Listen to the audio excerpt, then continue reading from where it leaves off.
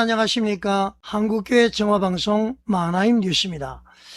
오늘은 부산 백양로 교회 담임 목사 청빙 사건과 관련해서 말이죠, 새롭게 공개된 아주 매우 충격적인 사실 확인서를 살펴보겠습니다. 바로 이 사실 확인서인데요, 저에게 이제 제보가 됐습니다. 부산 동로의 기소위원장이 쓴 사실 확인서인데요, 이 내용이 실로 아주 충격적입니다. 우리 예장통합총회가 얼마나 문제가 많은지 알 수가 있습니다. 자, 이것을 바탕으로 지금부터 제가 말씀을 드리겠는데요, 이번 사안은 여러분 더 이상 어떤 한 담임 목사의 청빙 자격 문제, 그것만 볼 수가 없습니다.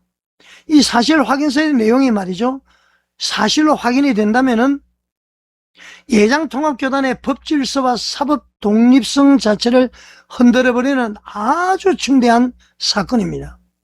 자, 먼저 분명히 말씀을 드립니다.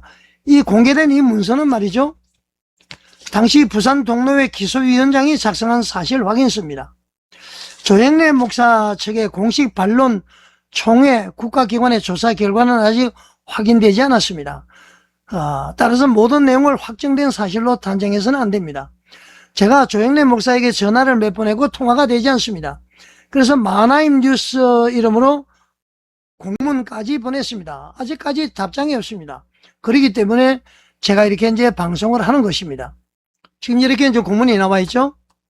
자, 그렇지만은 답변이 없었지만은 실명과 서명을 담은 사실 확인서가 존재하고요, 날짜와 시간과 장소, 접촉 방식, 요구 내용이 구체적으로 기재가 되어 있다는 점에서 결코 가볍게 넘길 수가 없는 사안입니다.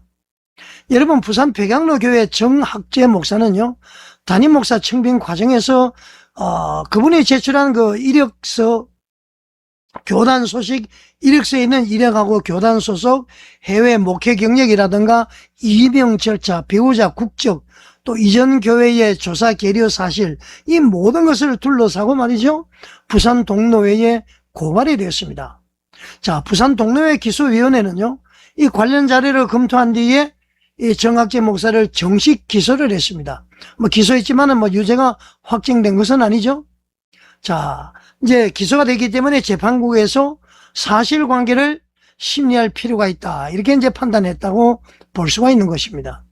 자, 그런데 여러분, 이 기소 과정에서요, 예장통합총회 헌법위원장이 기소위원에게 접근해서 기소를 막으려 했다는 주장이 제기된 것입니다. 그것이 바로 이 사실 확인서예요. 이 사실 확인서에 따르면은요, 총회 헌법위원장 조영래 목사는 2026년 4월 14일 날 오후 3차례 전화를 시도했습니다. 이 기소위원장에게. 전화를 받지 않으니까 다음 날에는 그 기소위원장의 집 앞까지 찾아갔어요. 기다렸다가 말이죠, 이 기소위원장하고 인근 카페에서 이제 직접 만났다, 그렇게 지금 여기에 기록이 되어 있습니다. 아주 매우 이례적이죠. 총회 헌법위원장이 왜 특정 노회의 개별 기소 사건을 두고 기소위원을 직접 찾아갔습니까? 그런데 여러분, 이 사실 확인서에 기재된 요구는 더 충격적입니다. 여기 보면은요, 조영래 목사가요, 정학재 목사 사건의 기소 표결에서요, 기권표, 그러니까 무효표를 행사해달라, 그래서 사건을 무마해달라, 이렇게 노골적으로 요구했다는 겁니다. 여기에 이제 기록이 다 있습니다. 그리고 직접 본인이 서명한 사인이 다 있고 말이죠. 자, 여러분, 이것은 단순히 그 법률적인 의견을 설명한 것으로 볼 수 없죠. 이 사건의 법 적용은 이렇다, 이렇게 자문한 것도 아니에요. 사건 무마를 위해서 기권해달라고 요구했다는 겁니다. 여러분, 이게 있을 수가 있는 얘기입니까? 이게 사실이라면은 교단 법질서에 대해서 아주 심각한 도전으로 봐야 됩니다. 자, 더 큰 문제는 사실 확인서에 담긴 압박성 발언입니다. 이 작성자에 따르면 이 내용을 보게 되면은요, 조영래 목사는 기소위원회 내부의 표 흐름에 대해서도 집요하게 물었고요, 어떻게 표결 결과 나올 것 같았냐, 그러면서 자신의 요구를 거부할 경우에 총회 헌법위원장의 권한을 가지고 기소위원들을 매장할 수도 있다, 이런 취지의 압박을 했다고 합니다. 세상에 이럴 수가 있습니까? 자, 여러분, 이것이 사실이라면은 단순한 부탁이 아닙니다. 직책과 권력을 앞세워서 영향력을 행사한 것이죠. 기소위원회의 독립된 판단을 흔들려 한 것으로 볼 수 있습니다. 여러분, 기소위원은 피고인의 편도 아니고요, 고발인의 편도 아닙니다. 교단의 헌법과 증거와 양심에 따라서 판단하는 분들이죠. 자, 그런데 교단의 최고 법리기관의 책임자가 말이죠, 특정 사건에 개입을 해서 기권을 요구했다면 누가 교단 재판의 공정성을 믿을 수 있겠습니까? 어제 제가 방송해드렸듯이 어떤 목사님의 애로사항을 상담을 하니까 재판국장에게 한 장을 가지고 가라, 거절하지 않을 것이다, 절대 그럴 일이 없다, 이렇게 자문한 사람이 바로 이 조영래 헌법위원장입니다.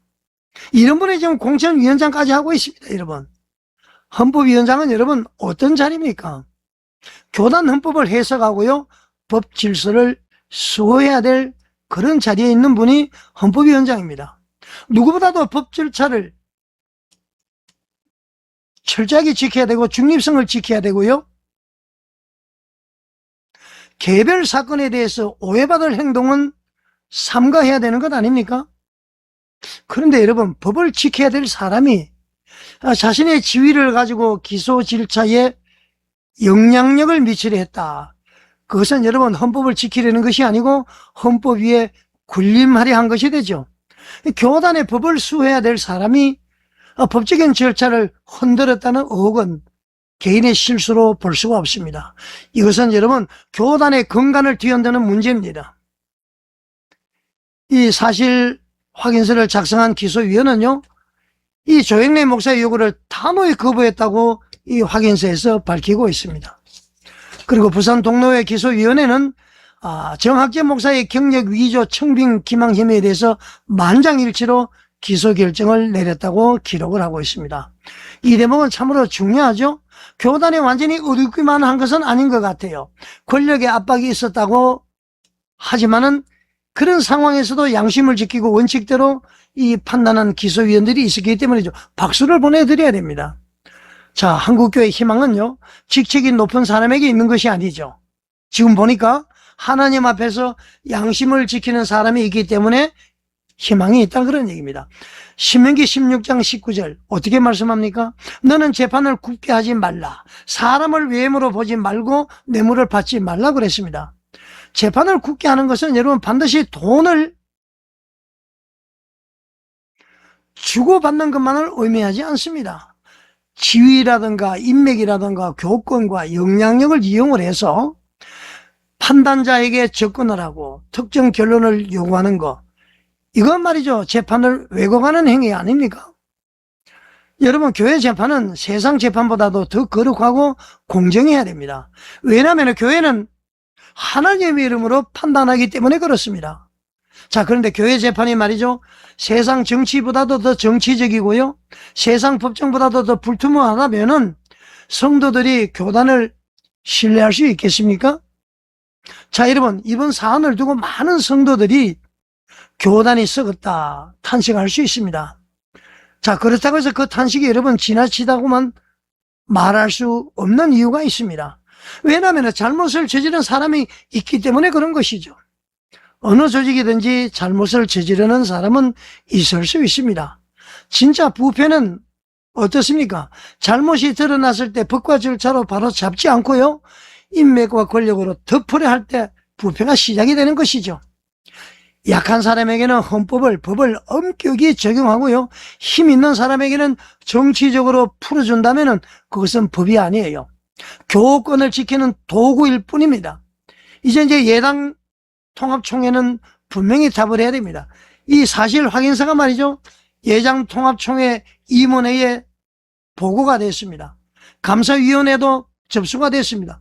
임원회, 감사위원회 6월달에 접수 받아놓고 지금까지 뭐 하고 있습니까? 자, 제가 이렇게 요구를 하겠습니다. 첫째, 사실 확인서의 진위를 즉시 조사하시기 바랍니다.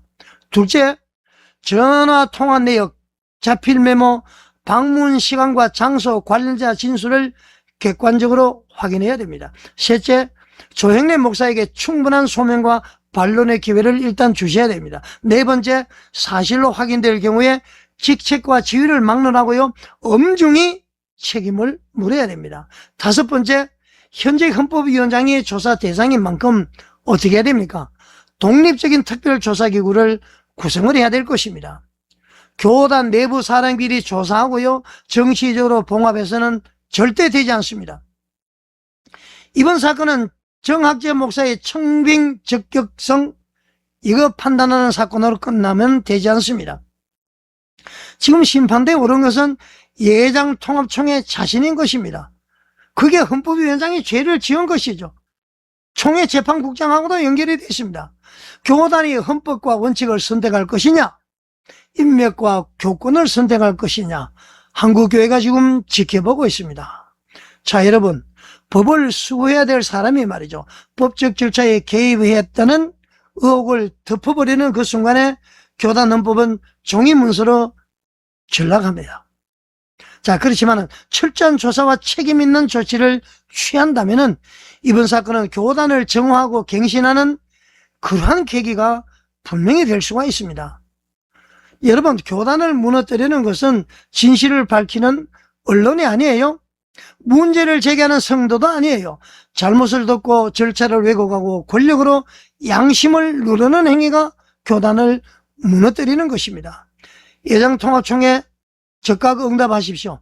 헌법위원장은 교단 헌법 아래에 있습니까? 아니면 헌법 위에 있습니까? 여러분은 어떻게 생각하십니까? 시청해 주셔서 감사드립니다.